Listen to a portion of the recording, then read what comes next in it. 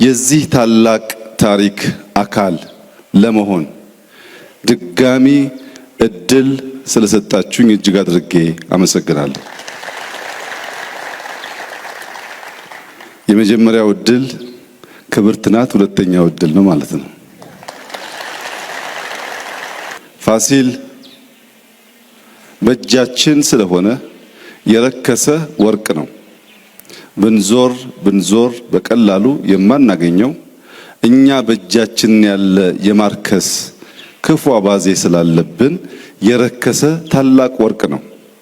ይህን የመሰለ ስጦታ የሰጡን አባቶቻችን የነሱን ፈለግ ተከትለን አገር ብናለማ አገር ብንሰራ ዛሬ ኢትዮጵያ ተረጅና ለማኝ አትሆንም።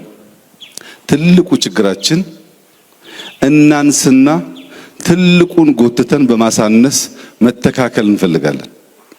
ከነዚህ ታላላቅ መሪዎች በኋላ ኢትዮጵያ ውስጥ ያጋጠመው ችግር ያነሱ ትላልቁን ደግሞ ጎትተው የሚያሳንሱ ተበራክተው ነው። ታላቆችን ማክበር፣ የታላቆችን ስራ ማድነቅ፣ የታላቆችን ስራ መመርመር ሲጀመር በዚያ ስራ ላይ አንድ ጡብ ባስቀምጥ መባሉ አይቀርም። ታላላቆችን ማሳነስ ሲጀመር ግን ማናድግ ያደገውን የምናሳንስ ተያይዘን የምናጠር ነው የሚያደርገን። ትናንትናችን ማስታወሻችን መታወሻችን ነው። ሰው ማስታወሻውን መታወሻውን አይዘነጋም፣ አያጠፋም።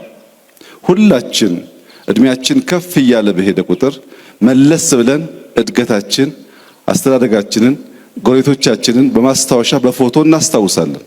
ኋላውን ማስታወስ የሁሉ ሰው ተፈጥሯዊ ልማድ ነው።